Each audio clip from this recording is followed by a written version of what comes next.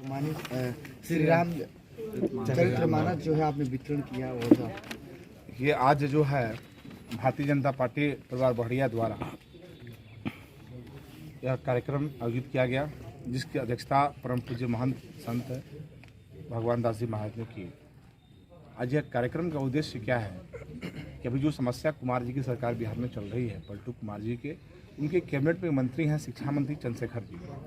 2 दिन पहले उन्होंने रामचरितमानस पर विवादित बयान उस समय दिया जहां वह दीक्षांत समारोह में उपस्थित थे, जहां छात्र छात्राओं के बीच यह विवादित बयान दिए।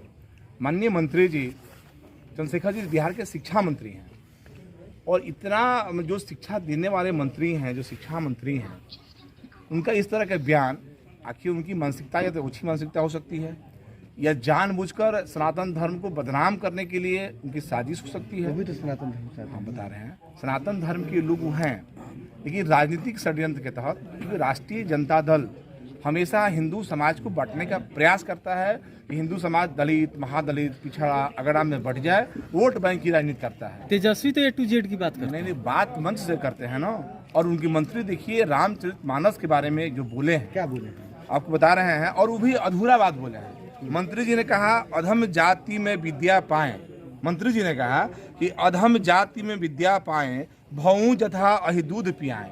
और मंत्री का बयान है कि जो है अधम जाति में नीची जाति जो विद्या पा लेते हैं वैसे हो जाते हैं जैसे दूध पीने के बाद सांप हो जाता है, जबकि यह व्याख्या यह नहीं है। मंत्री जी जो है चरवाहा विद्यालय में पढ़े और फर्जी प्रोफेसर हो गए। वो प्रोफेसर भी हैं तो फर्जी हैं, उनकी डिग्री फर्जी हो सकती है।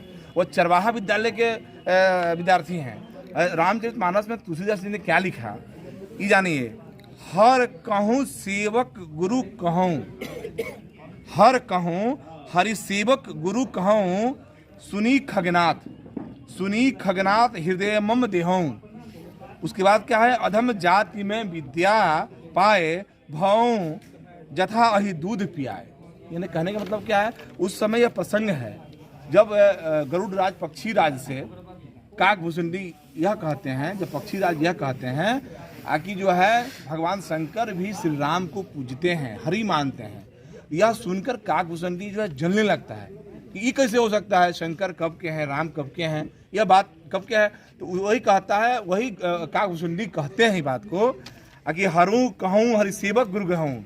गुरु ने कहा कि जो है शंकर जो भगवान हरि मने राम को अपना भगवान मानते हैं, इष्ट मानते हैं।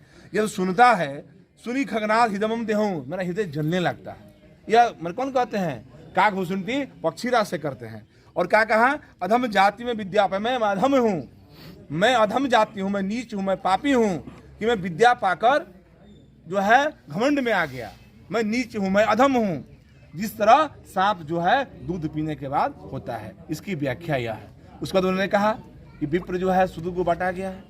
तुलसीदास ने क्या कहा है, विप्र वह है जिसका सतगुण, रजोगुण और तमोगुण जो तीनों नहीं हो। विप्र वही है जिसके पास ज्ञान हो, वो मांस खाता हो, मदिरा खाता हो, दारू पीता हो, विप्र नहीं है। और शूद्र जाति से मतलब नहीं है। भगवान राम तो दलित जाति से थी सबरी, उनका जूठ खाए।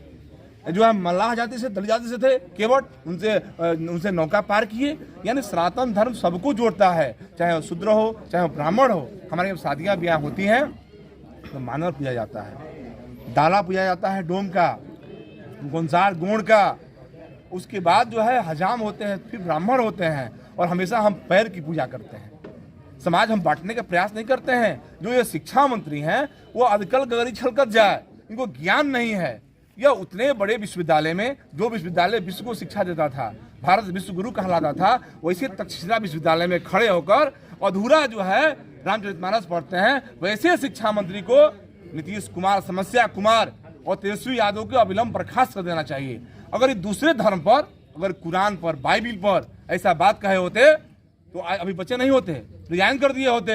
लेकिन हिंदू धर्म जो सहिष्णु धर्म है उस पर जो है कटाक्ष किए हैं, टिप्पणी किए हैं और बिना काम के बयान दिए हैं तो बचे हुए हैं। तो बढ़िया भारतीय जनता पार्टी परिवार, यहाँ सनातन धर्म के लोग आपके माध्यम से मांग करते हैं कि समस्या कुमार जी अविलंब बर्खास्त कीजिए। अगर नहीं करते हैं तो उग्र आंदोलन होगा। साधु संतों का सम्मान भारतीय जनता पार्टी करती है और करेगी।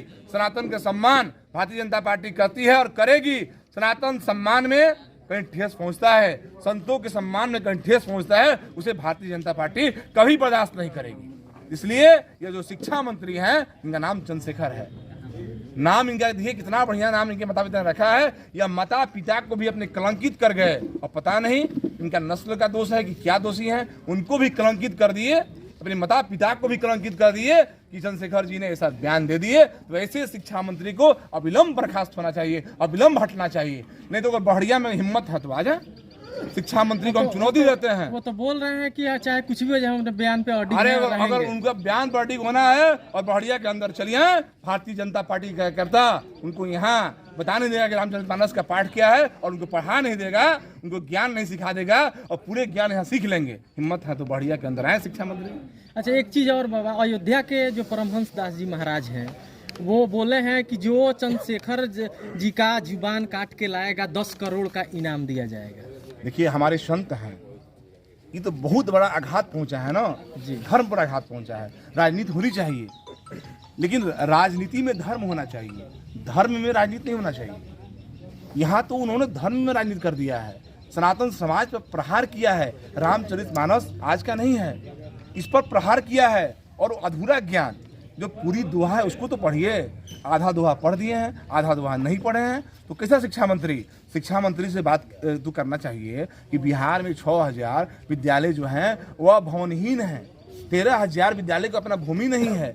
1 करोड़ जो है विद्यार्थी विद्यालय में पढ़ने जाते नहीं हैं। 9 लाख शिक्षकों की पद खाली है, इस पर बात शिक्षा मंत्री नहीं करते हैं। 10 लाख रुपया रोजगार देने वाले पहले ही कैबिनेट के बैठक में तेजस्वी यादव जी, उनका 10 लाख रोजगार कहाँ गया ना? उनकी सरकार बनने के बाद नहीं, अरे सरकार बनी नहीं है, सरकार बनेगा तब 10 लाख रोजगार। अरे गजब, अरे किसी की सरकार, डिप्टी सीएम हो चाहे सीएम हो, तो सरकार ठीक है। अरे भाई 10 लाख की बात 2 लाख तो नहीं दिए, हम दे रहे हैं। हमारे प्रधानमंत्री जी ने अभी हाल ही में 3.5 लाख जो है रोजगार बांटे हैं। उसके बाद हम लोग आत्मनिर्भर भारत बनने की बात, छोटे छोटे उद्योग लगाने की बात कर रहे हैं। हमारे शाहनवाज हुसैन जी उद्योग मंत्री थे, तो देखिए बिहार में कितना बढ़िया काम किए। कम समय में 2 सालों में बिहार में उद्योग धंधा जो है लगने वाला था, मैंने अब जो है अब दिखाई पड़ने वाला था, अब हट गए, फिर वो ध्वस्त हो गया। बिहार में कोई आना नहीं चाह रहा है कि समस्या कुमार पलटू कुमार कम नया नियम ला देंगे। अभी तो केवल दारू में ही हैरान है। अभी तो आप देखिए इनका यात्रा था सीवान के अंदर, और एक विकलांग महिला के साथ जो बदसलूकी हुआ है, किसी से मिले नहीं, यहाँ के अधिकारी किसी से मिलने नहीं दिए। समस्या कुमार आए थे समाधान करने, किसी समाधान, अधिकारियों की समाधान, कि जनता की समस्या के समाधान, और जनता से मिलने नहीं दिया गया। माननीय मुख्यमंत्री जी से यहाँ के आला अधिकारी चाहे मुख्यमंत्री मिलना नहीं चाहते थे, मुख्यमंत्री से मिलने नहीं दिया गया। एक विकलांग महिला के साथ दुर्व्यवहार किया गया। अरे कैसे आप मालिक हैं? राजा एक प्रजा से मिलने आता है और दर से मिल नहीं पाता है। सुपौली आए थे, मेरे ही विधानसभा क्षेत्र में, हर घर पर फोर्स था, हर घर पे फोर्स था। कलेक्ट्रेट में मीटिंग किए, हर छत पे फोर्स था। अरे मुख्यमंत्री जी, आपको किससे डर है? बिहार की जनता से डर है। डर तो अब इससे है कि जनता आपको खोज रही है। यह दारूबंदी आपका सफल है, नल जल योजना असफल है, जनता आपको खोज रही है। अब फोर्स हटा लीजिए ना, जनता की समस्या सुनिए, जनता को समस्या सुनाएगी। कोई सुनता नहीं है जनता की समस्या। थाना में जाइए, ब्लॉक में जाइए, हर जगह तो भ्रष्टाचार बढ़ा हुआ है, लोग रो रहे हैं, करा रहे हैं, घुसखोरी बढ़ गई है।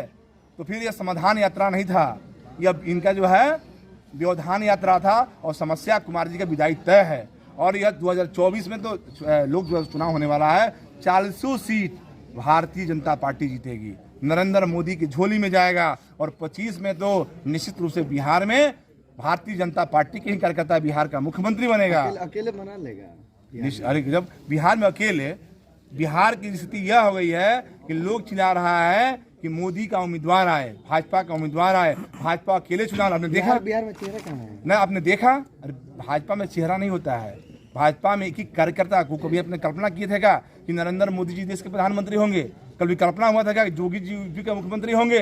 कभी कल्पना था क्या कि मनोहर खट्टर हरियाणा के सीएम बनेंगे? कभी सोचा था क्या कि देवेंद्र फडणवीस जो है वो उप मुख्यमंत्री बनेंगे? मुख्यमंत्री उप मुख्यमंत्री बन गए। भारतीय जनता पार्टी में चेहरा नहीं होता है। जिस दिन पार्टी को लगेगा कि यह कार्यकर्ता चेहरा लायक है, उस कार्यकर्ता को नाम की घोषणा होगी और सभी लोग लग जाएंगे। बिहार का चेहरा वही होगा। भारतीय जनता पार्टी समाज को नहीं बांटती है कि दलित है, महादलित है, अगड़ा है, पिछड़ा है, वो समाज को लेकर चलने का काम करती है। और आपने देखा है गोपालगंज में हमने चुनाव जीता, हमने कुंडली में चुनाव जीता, हमने नगर निगम के अधिकतर क्षेत्रों में हमने चुनाव जीता है। भारतीय जनता पार्टी का चेहरा की आवश्यकता है।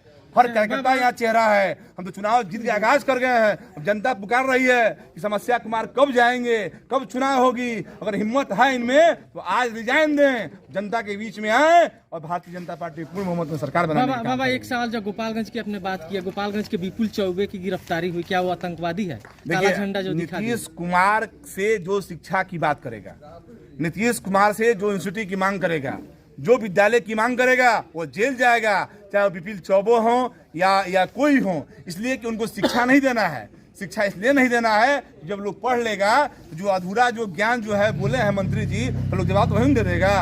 उनको शिक्षा नहीं देना है, उनको लोगों को अशिक्षित रखना है, लोगों को साक्षर बनाना है। बस हमारे बात लोग जाने कि नीतीश कुमार हैं, दूसरा कोई बात नहीं जाने। इसलिए उनको ये सब नहीं करना है। उनको बिहार में दारू बंद करना है और अपने पुलिस के माध्यम से दारू बेचवाना है, लोगों को मुआ देना है। और सोचिए अभी बिहार में जातीय जनगणना करा रहे हैं, कहाँ तक सही है? अब देखिए, जातीय जनगणना की जो बात हो रही है, उस समय तो हमारे यहाँ जब हमारी सरकार में, हम गठबंधन में सरकार में थे, उस समय भारतीय जनता पार्टी ने मुहर लगाई थी कि जातीय जनगणना होनी चाहिए। लेकिन मुख्यमंत्री जी, जातीय गणना के बाद उस जात में कितनी बेरोजगारी है, उस जात की आर्थिक स्थिति क्या है, फिर उसकी मजबूती कैसी होगी, इस पर भी तो आप बात कीजिए। क्यों जातीय गणना की मत बात कीजिए। यह कहिए जब जातीय गणना हो जाएगी तो जो जिस जात में जितनी गरीबी होगी उसको ऊपर उठाया जाएगा, उसकी आर्थिक स्थिति मजबूत की जाएगी, उसको शिक्षित किया जाएगा। क्यों जातीय गणना कर देने से बिहार का जो है विकास नहीं होगा। विकास की बात करनी होगी मुख्यमंत्री जी। तो अब तो इनका दिमाग सठिया गया है। अब देख रहे हैं महिलाओं पर जो है क्या कह रहे हैं, महिलाओं पर अभद्र व्यवहार कर रहे हैं। अब एक दिमाग इनका सठिया गया है और जंगल राज का आगाज हो गया है। देखिए सिवान में रोज विकेट गिर रहा है, रोज हत्याएं हो रही है, रोज जो है। पहले भी हो रहा था। नहीं, पहले इस तरह का नहीं पहले होता था, जमीनी विवाद होता था। अरे अब कौन? पहले से नहीं होता था। पहले किसी की माइक कोई माइक लाल था जो बढ़िया में किसी से रंगदारी मांग दे, अब तो रंगदारी मांगी जा रही है। पहले कहाँ होता था? पहले भारतीय जनता पार्टी जब सरकार में रही है या उसका नेता सरकार में रहा है, अपराधी भूमिगत हो गए हैं या बिहार छोड़कर भाग गए हैं। आज तो अपराधी बिहार में आ रहे हैं, तांडव कर रहे हैं। अनुरंजन कुमार मिश्रा, पूर्व जिला मंत्री, भाजपा सीवान।